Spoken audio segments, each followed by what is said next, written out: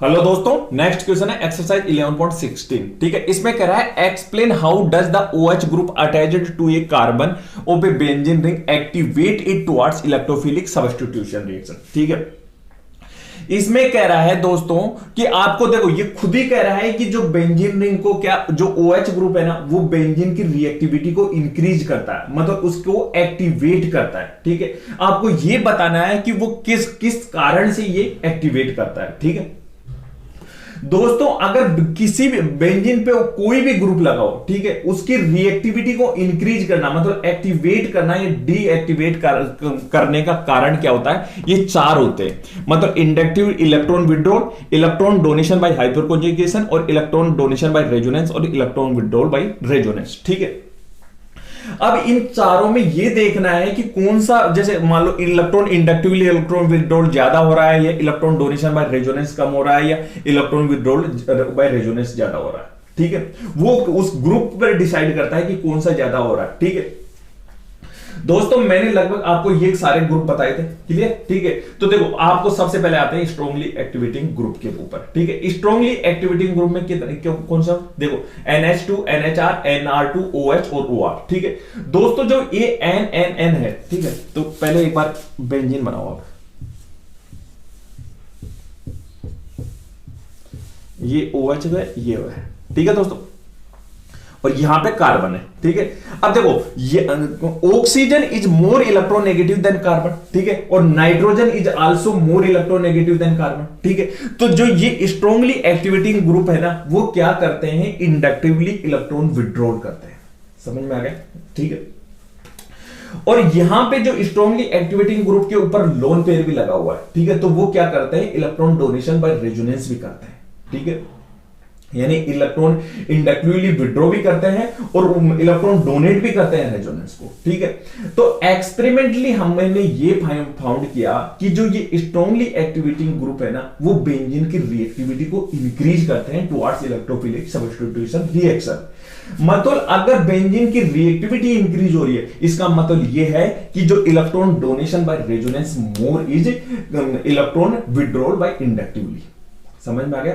मतलब रेजोनेंस के through electron donation ज्यादा हो रहा है comparison to inductively electron withdrawal करना। यहां तक मेरी बात समझ में आ गई? ठीक है, तो स्ट्रांगली एक्टिवेटिंग ग्रुप में समझ में आ गया किस तरह एक्टिवेट करता है बेंजीन रिंग को। ठीक है, अब देखो मॉडरेटली एक्टिवेटिंग में भी वही दोनों फिनोमेना होता है, मतलब इंडक्टिवली इलेक्ट्रॉन विड्रॉ भी करता है। ठीक है, और इलेक्ट्रॉन डोनेशन बाय रेजोनेंस भी करता है। ठीक है, लेकिन comparison to strongly activating group पे हमने एक्सपेरिमेंटली फाउंड किया कि बेंजीन की रिएक्टिविटी को इसके कंपैरिजन में लेस रिएक्टिवेट करता है। समझ में आ गया? मतलब लेस रिएक्टिव है कंपैरिजन टू स्ट्रांगली एक्टिविटी। मतलब यह है कि रेजोनेंस के थ्रू या इंडक्टिवली थ्रू क्या हो रहा है कि टोटल अगर देखा जाए तो रेजोनेंस के थ्रू कम हो रहा है डोनेशन, है ना, तो इस कारण क्या होता है, रिएक्टिविटी इससे कम रहती है। ठीक है, लेकिन नेट देखा जाए तो क्या हो रहा है, इलेक्ट्रॉन डोनेशन हो रहा है बेंजीन को। समझ में आया?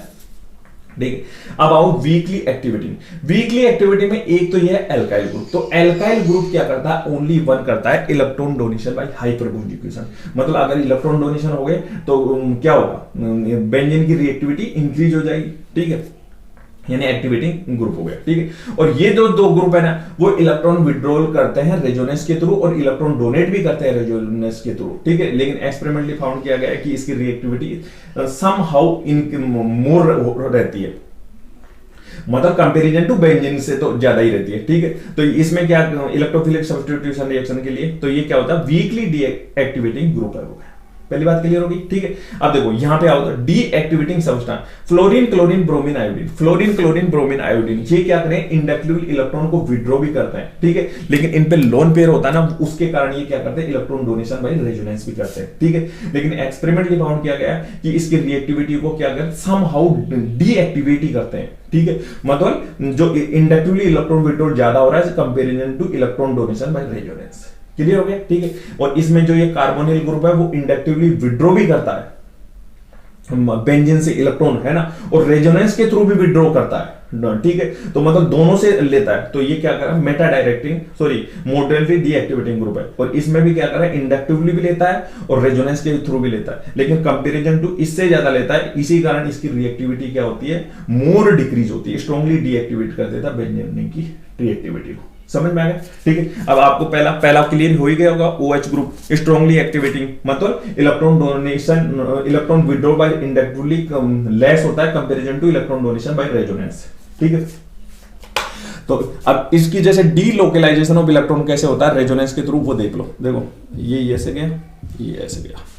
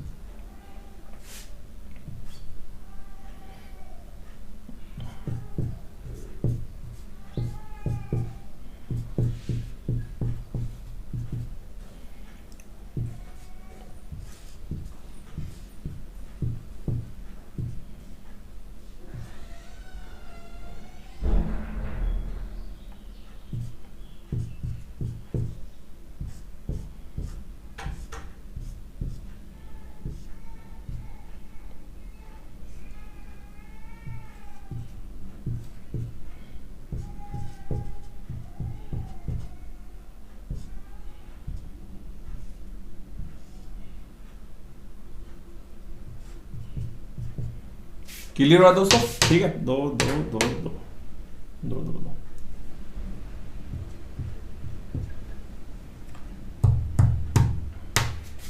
ठीक है ना दोस्तों। इस तरह लोन पेयर डीलोकलाइज्ड होता है और रेजोनेंस के थ्रू इलेक्ट्रॉन डोनेशन करता है।